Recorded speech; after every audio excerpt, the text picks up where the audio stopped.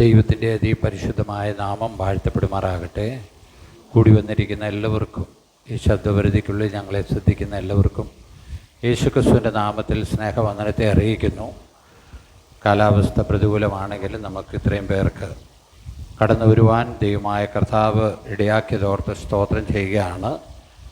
വെളിപ്പാട് പുസ്തകത്തിൽ നിന്ന് തന്നെയാണ് നാം ചിന്തിക്കുന്നത്. എന്നാൽ വെളിപ്പാട് പുസ്തകത്തിലെ ഏറ്റവും പ്രധാനപ്പെട്ട ഒരു കാര്യമാണ് സഹസ്രാബ്ദ വാഴ്ച, 1000 ആണ്ട് വാഴ്ച എന്ന് വെച്ചാൽ യേശു കർത്താവ് ഈ ഭൂമിയിൽ 1000 ആണ്ട് യെരൂശലേം തലസ്ഥാനമാക്കി ഈ ഭൂമിയെ ഭരിക്കും. ഞാനിപ്പോൾ എല്ലാവരോടും അത് പറയാറുണ്ട്. ഇവിടെ പെയിൻറ്റിങ് വരുന്നവരോടും പറയാറുണ്ട്, എല്ലാവരോടും പറയാറുണ്ട്. അങ്ങനെയാണ് ഇതിൻ്റെ കാര്യമെന്ന് പറയാറുണ്ട്. പ്രൈസ് ദി ലോർഡ്, സ്തോത്രം. 1000 ആണ്ട് ആര് വിശ്വസിച്ചാലും വിശ്വസിച്ചില്ലേലും യേശു കർത്താവ് ഈ ഭൂമിയിൽ വരും, രാജാതിരാജാവായി വരും. അവൻ 1000 വർഷം ഈ ഭൂമിയെ ഭരിക്കും. അതിനു മുമ്പായി ദൈവത്തിൻ്റെ സഭ ഇവിടെ നിന്ന് മാറ്റപ്പെടും. ഇവിടുന്ന് മാറ്റപ്പെടും. അതിനുവേണ്ടിയാണ് നാം വ്യഗ്രതയോടെ ഓടുന്നത്.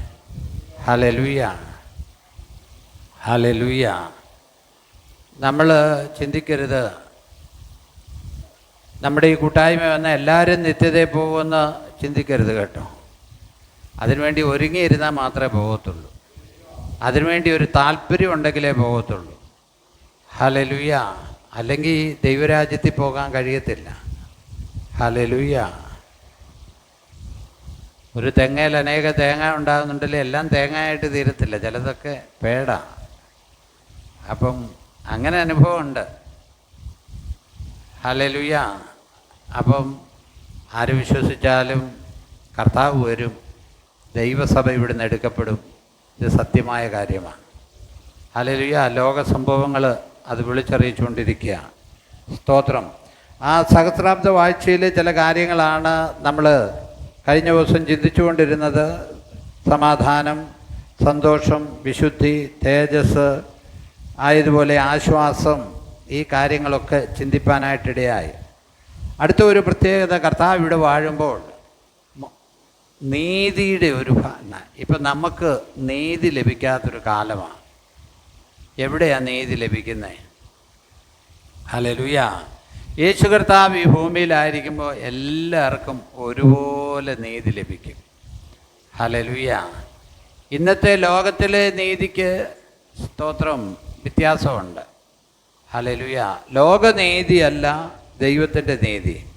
യെശയ്യാ പ്രവാചകൻ്റെ പുസ്തകം ഒന്നെടുത്താട്ട് 9-ാം അധ്യായം അതിൻ്റെ 7-ാമത്തെ വാക്യം നാം വായിക്കുമ്പോൾ സ്തോത്രം അവിടെ ഇങ്ങനെയാണ് എഴുതിയിരിക്കുന്നത്: അവന്റെ ആധിപത്യത്തിന്റെ വർധനയ്ക്കും സമാധാനത്തിനും അവസാനമുണ്ടാകുകയില്ല. ഇത് നാം ഒന്ന് ചിന്തിച്ചായിരുന്നു. അവൻ്റെ ആധിപത്യത്തിൻ്റെ വർധന. സ്തോത്രം. ഹല്ലേലൂയ. അവൻ്റെ ആധിപത്യത്തിൻ്റെ വർധന. സ്തോത്രം. നമ്മളെപ്പോഴും മനസ്സിലാക്കേണ്ട ഒരു കാര്യമുണ്ട്. നമ്മളാരും ചിന്തിക്കാറില്ലെങ്കിലും ഈ പ്രപഞ്ചം വളർന്നുകൊണ്ടിരിക്കുക എന്നാണ് പറയുന്നത്. ഞാനൊരു ശാസ്ത്രജ്ഞനൊന്നുമല്ല.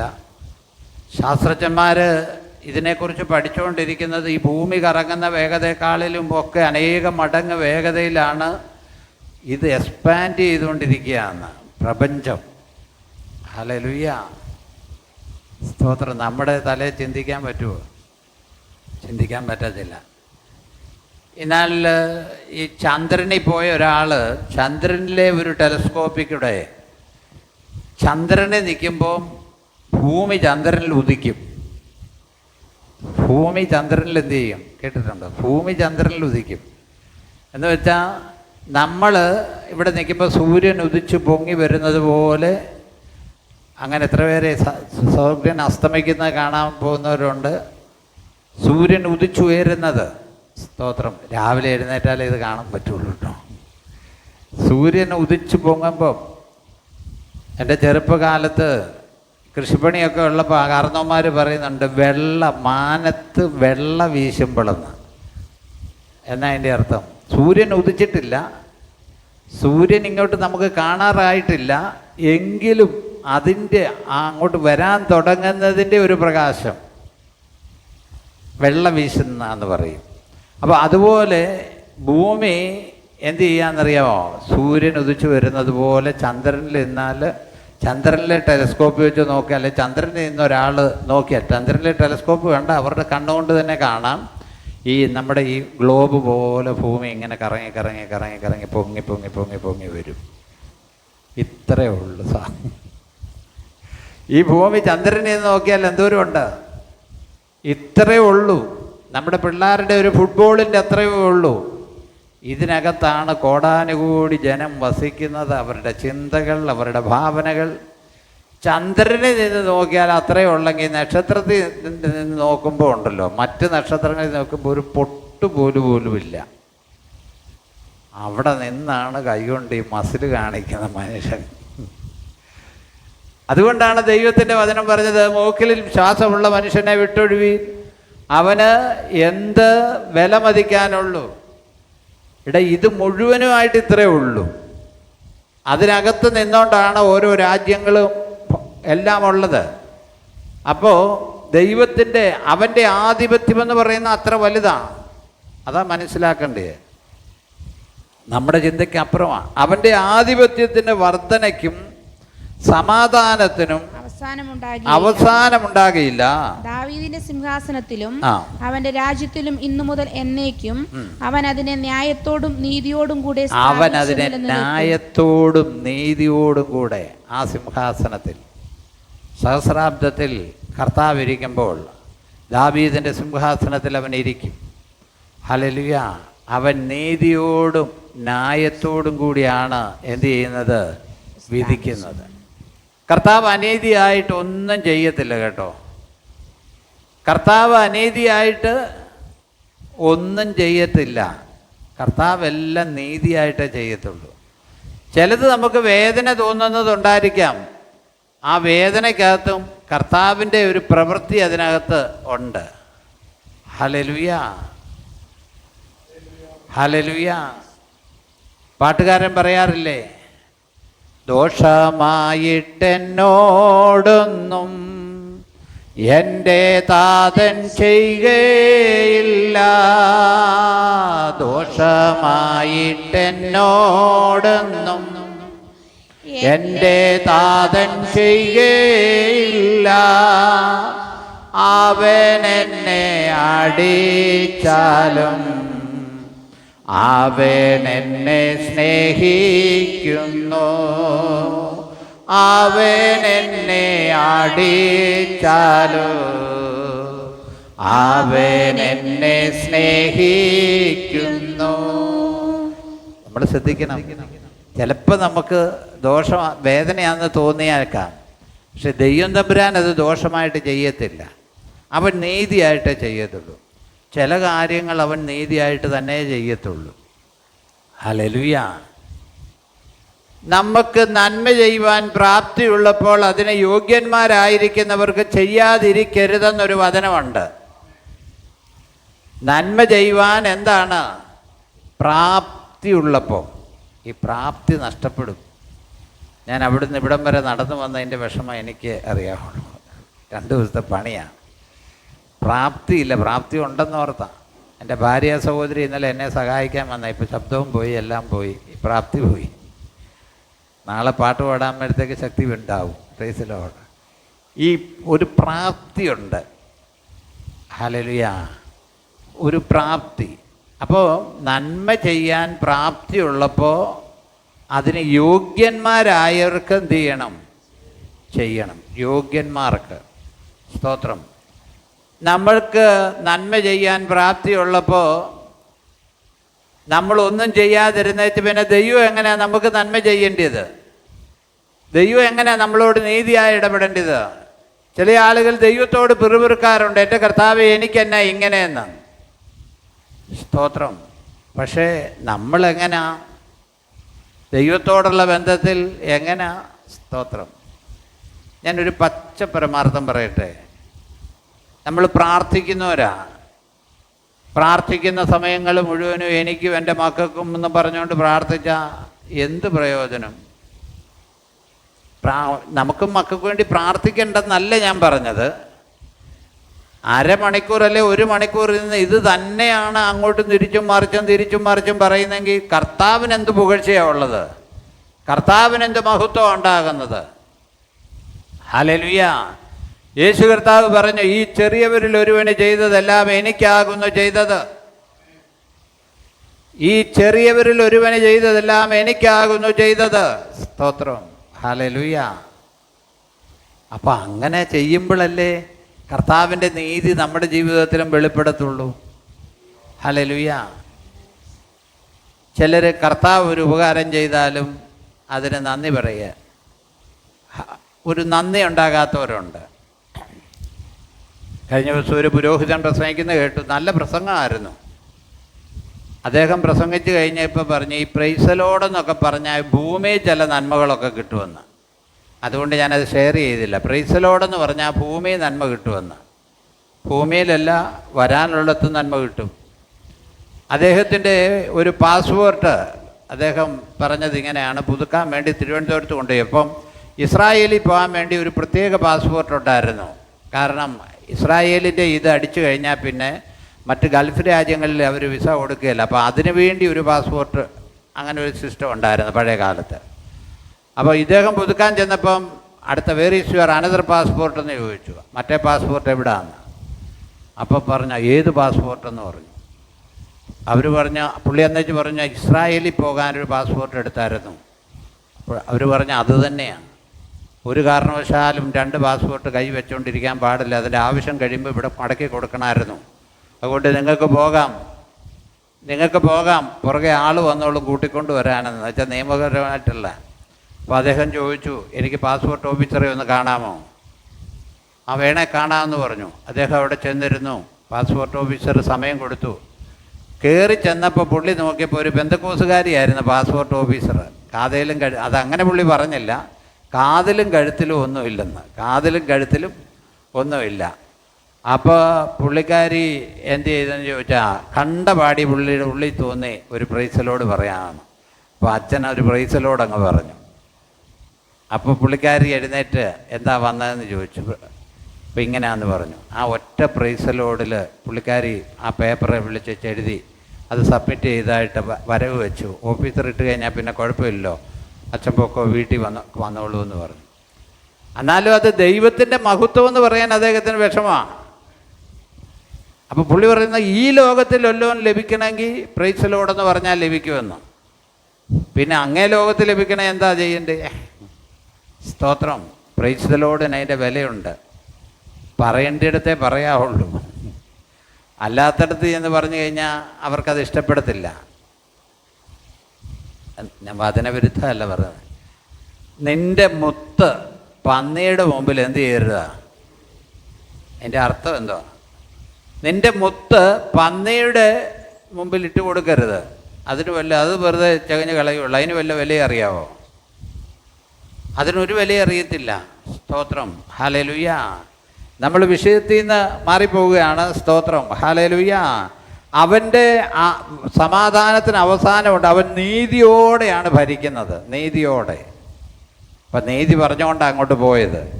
11:5 വായിച്ച്. സ്തോത്രം. യെശയ്യാ പ്രവാചകന്റെ പുസ്തകം 11:5. നീതി അവൻ്റെ നടുക്കെട്ടും വിശ്വസ്ത അവന്റെ അരക്കച്ചയുമായിരിക്കും. നീതി അവൻ്റെ നടുക്കെട്ട്.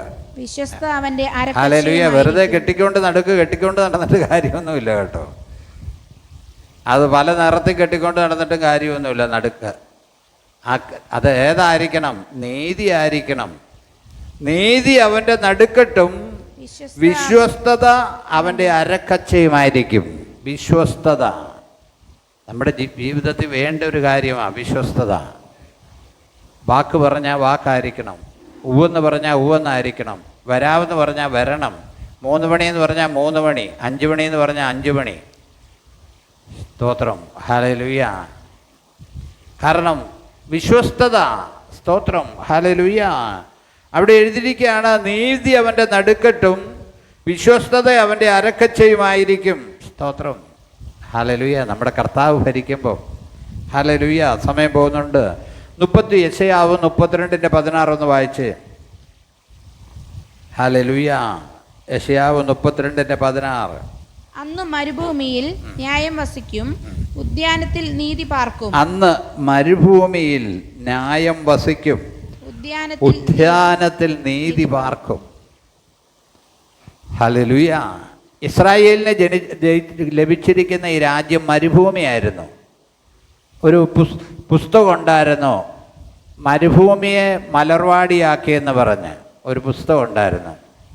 കഴിഞ്ഞ ദിവസം ഞാൻ വായിച്ചു, ഇസ്രായേലിൽ വെള്ളമില്ലാത്തതുകൊണ്ട് അവരുടെ ചിന്തയിൽ എന്ത് ചെയ്യണമെന്നറിയാൻ വയ്യാതെ അവർ ഭാരപ്പെട്ട് അവിടെ ഈ മരുഭൂമി കൂടെ വരുമ്പോൾ മരുഭൂമിയിൽ മണൽ അങ്ങോട്ടും ഇങ്ങോട്ടും മാറിപ്പോവും, അവിടെ കിടക്കത്തില്ല. കാറ്റടിക്കുമ്പം ആ മണൽ അവിടുന്ന് അങ്ങോട്ട് പോകും ഇങ്ങോട്ട് പോകും, ഒന്നും ചെയ്യാൻ പറ്റത്തില്ല.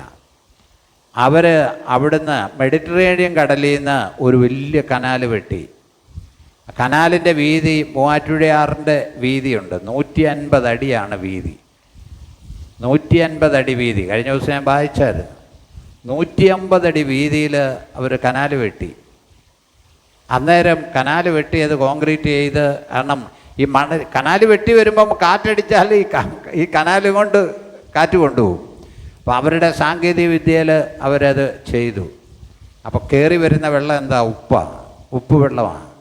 അത് പിന്നെ അവർ ശുദ്ധീകരിച്ചു, അത് ട്രെയിൻ ചെയ്തു. നിങ്ങൾ ശ്രദ്ധിക്കണേ, ഇസ്രായേലിലെ കക്കൂസിന്ന് പോരുന്ന വെള്ളം പോലും അത് ശുദ്ധീകരിച്ച് കൃഷിക്ക് ഉപയോഗിക്കും. കാരണം വെള്ളമില്ല. നമ്മളൊക്കെ വെള്ളം കമത്തി അങ്ങ് കളയുമല്ലേ. പിള്ളേർ പൈപ്പ് തുറന്നാൽ അടയ്ക്കത്തില്ല. എനിക്ക് ആരെവിടെ തുറന്നിട്ടാലും എനിക്ക് സങ്കടമാണ്, ഞാൻ അങ്ങനെ പഠിച്ചിട്ടില്ല. അപ്പം അവർക്ക് വെള്ളത്തിൻ്റെ വിലയുണ്ട്. അവരതിനെ അത് ഇത് ചെയ്തു, ട്രീറ്റ് ചെയ്ത്, അഥവാ ശുദ്ധീകരിച്ച് എല്ലായിടത്തോട്ടും കുടിവെള്ളം. ഇസ്രായേൽ വെള്ളത്തിൻ്റെ പരിപാടി തീർന്നു. അപ്പം ഇവിടെ എന്താ പറഞ്ഞത്? അന്ന് മരുഭൂമിയിൽ എന്ത് ചെയ്യും?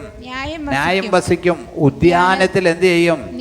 നീതി പാർക്കും. ഉദ്യാനത്തിൽ നീതി പാർക്കും. ഹല്ലേലൂയ. ഇസ്രായേൽ മനോഹരമായി തീരും. എല്ലായിടത്തും ദൈവത്തിൻ്റെ ശാശ്വതമായ സമാധാനവും സന്തോഷവും അവിടെ വസിക്കുന്നത്. ഹല്ലേലൂയ. നമ്മുടെ വീടുകളിൽ സമാധാനവും സന്തോഷവും ഉണ്ടെങ്കിൽ തന്നെ എന്തോ ഒരു വലിയ ഇതാണ്. ഹല്ലേലൂയ. ഒരുമയുണ്ട് ഒലക്കയിലും കിടക്കാവുന്നൊരു പഴഞ്ചൊല്ലുണ്ട്. നമ്മുടെ വീടുകളിൽ സമാധാനം ഉണ്ടാകണം. സമാധാനം ഉണ്ടാകണമെങ്കിൽ അതിന് വില കൊടുക്കണം. വില കൊടുത്താലേ സമാധാനം ഉണ്ടാകത്തുള്ളൂ. ഇല്ലെങ്കിൽ വില കൊടുക്കാതെ സമാധാനം ഉണ്ടാകത്തില്ല. ചിലപ്പോൾ നമ്മളങ്ങ് കുറച്ചങ്ങ് ചെറുതാക്. സ്തോത്രം. അപ്പം സമാധാനം ഉണ്ടാകും. സ്തോത്രം. കുറുന്തോട്ടിക്ക് വാദം വന്നാൽ എന്നാ ചെയ്യുമെന്നൊരു ചൊല്ലുണ്ട്. കുറുന്തോട്ടി എന്തിനുള്ളതാണ്? വാദത്തിനുള്ളതാണ്. അപ്പോൾ കുറുന്തോട്ടിക്ക് വാദം വന്നാൽ പിന്നെ അതിനെന്നാ ചികിത്സ? അതിന് ചികിത്സയില്ല.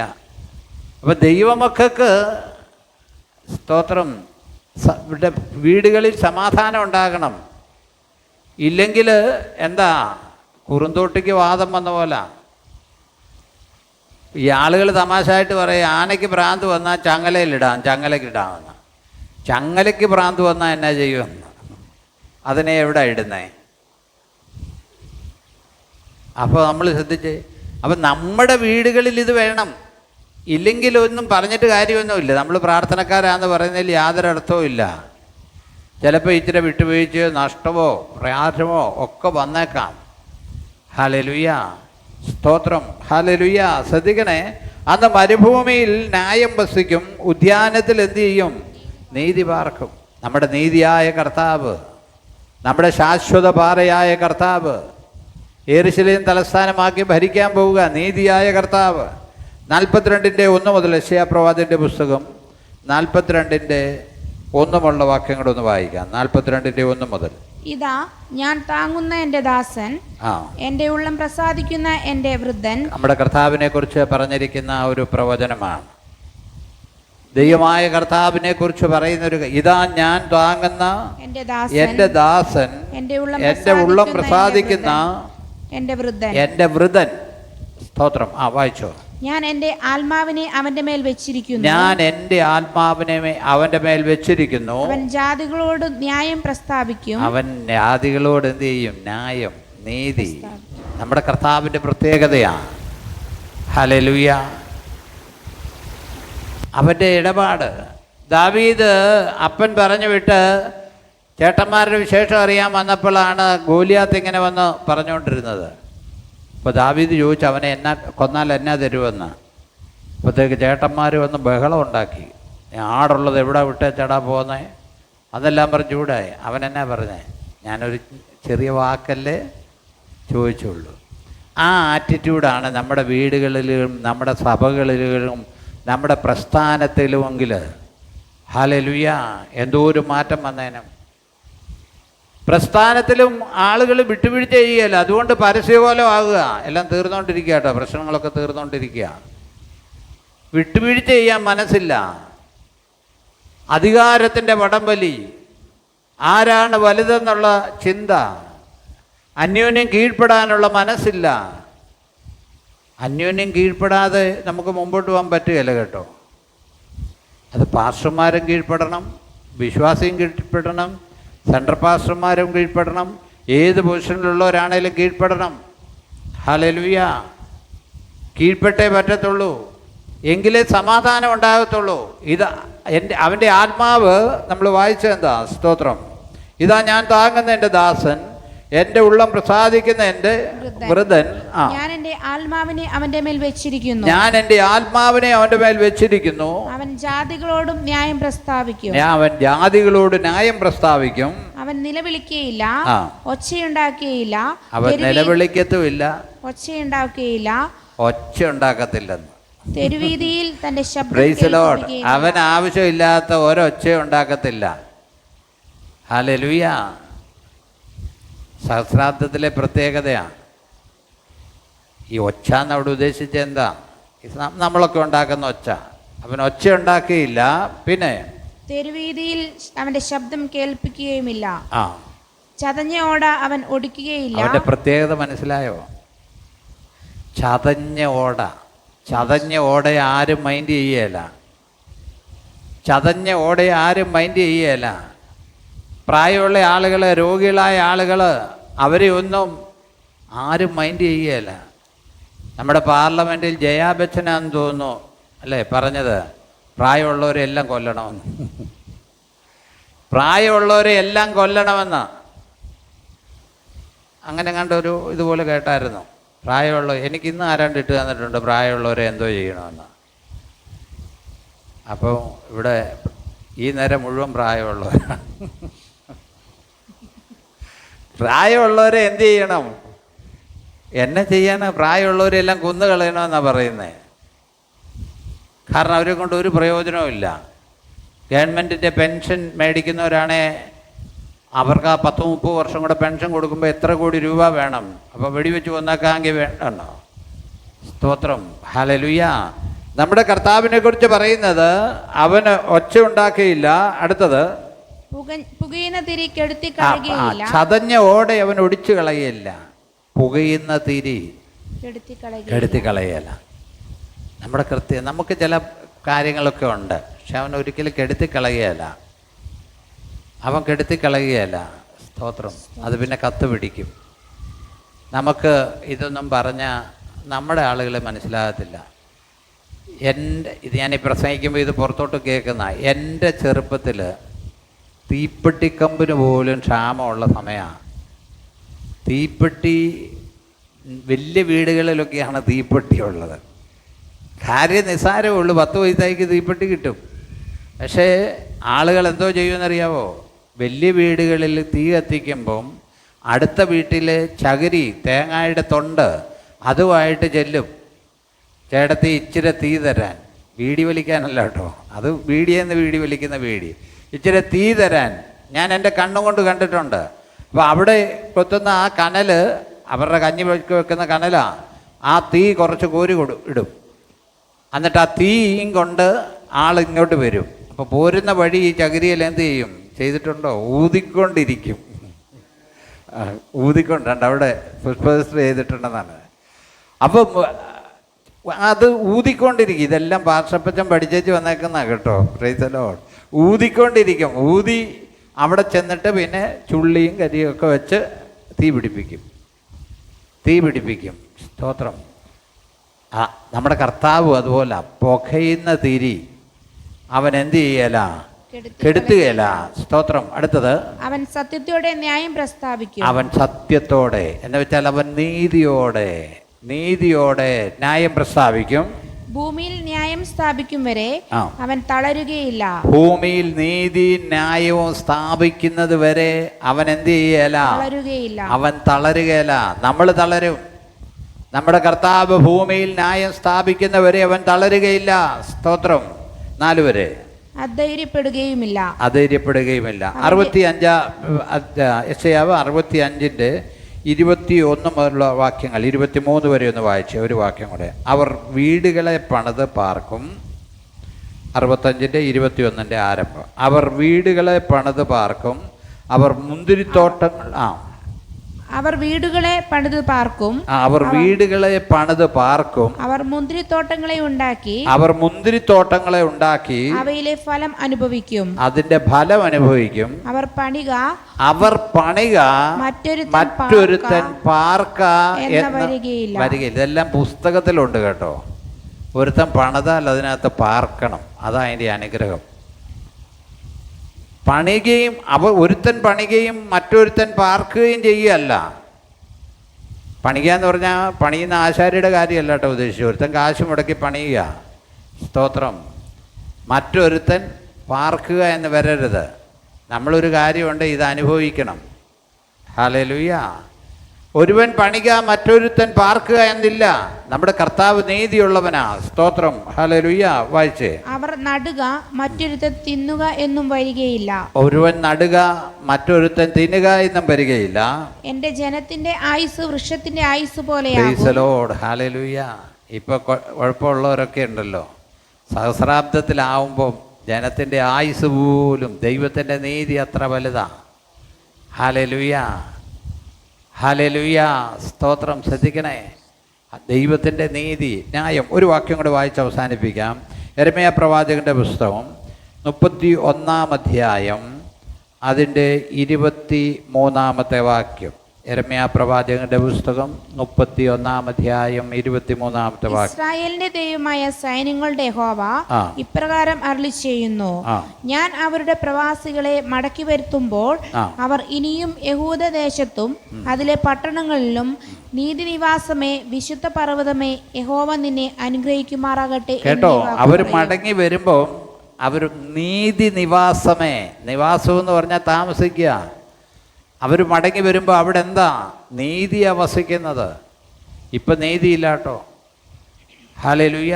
ഇന്നോ ഇന്നലെ എങ്ങാണ്ട് നൈജീരിയയിൽ ഒരു ക്രിസ്ത്യൻ സ്കൂളിൽ നിന്ന് ഒത്തിരി പിള്ളേരെയും കുറേ അധ്യാപകരെയും അവർ നൈജീരിയ മുസ്ലിം തീവ്രവാദികൾ തട്ടിക്കൊണ്ടുപോയി. ക്രിസ്ത്യൻ സ്കൂളാണ്, നമ്മുടെ ഗവൺമെൻറ് സ്കൂൾ പോലത്തെ സ്കൂളാണ്. പിള്ളേരെയും തട്ടിക്കൊണ്ടുപോയി, ടീച്ചേഴ്സിനെയും കൊണ്ടുപോയി ഇട്ട് കൊല്ലുക. സ്തോത്രം. ഹല്ലേലൂയ. പ്രിയമുള്ളവരെ ശ്രദ്ധിച്ച്, നമ്മൾ സന്തോഷത്തോടെ ഇവിടെ താമസിക്കുക, അവരനുഭവിക്കുന്ന. എന്നാൽ ദൈവമായ കർത്താവ് പറയുക, അവൻ്റെ യഹോവ ഇപ്രകാരം, അവൻ പ്രവാസികളെ മടത്തി വരുത്തുമ്പോൾ അതിനെന്താ പറയുന്നത്? നീതി നിവാസമേ എന്ന്. നമ്മളിപ്പോൾ പല പ്രാവശ്യം വാക്യം വായിച്ചു പോയിട്ടുള്ളതാണല്ലോ, ഇതൊന്നും നമ്മുടെ ഉള്ളിലേക്ക് വരികയില്ല. നീതി നിവാസമേ. അടുത്തത് വിശുദ്ധ പർവ്വതമേ, വിശുദ്ധ പർവ്വതമേ, യഹോവ നിന്നെ അനുഗ്രഹിക്കുമാറാകട്ടെ. യഹോവ നിന്നെ അനുഗ്രഹിക്കുമാറാകട്ടെ. പ്രിയമുള്ളവരെ, നമ്മളോടുള്ള ബന്ധത്തിൽ സ്തോത്രം നമ്മൾ ഭാരപ്പെടേണ്ട കാര്യമില്ല. നമ്മളോടുള്ള ബന്ധത്തിൽ സഹസ്രാബ്ദത്തിൽ നമ്മൾ പുതിയ ശരീരം, പുതിയ അനുഭവമാണ്. എന്ന് വെച്ചാൽ ഈ അനുഭവത്തിൽ നമ്മൾ സഹസ്രാബ്ദത്തിലേക്ക് എന്ത് ചെയ്യല? സംശയമുണ്ടോ? ഞാൻ പറയുന്നത് തെറ്റല്ല. കാരണം കർത്താവ് വന്നാൽ നമ്മൾ എന്ത് ചെയ്യും? രൂപാന്തരപ്പെടും. മരിച്ചുപോയാൽ കർത്താവ് വരുമ്പോൾ നാം ഉയർക്കും.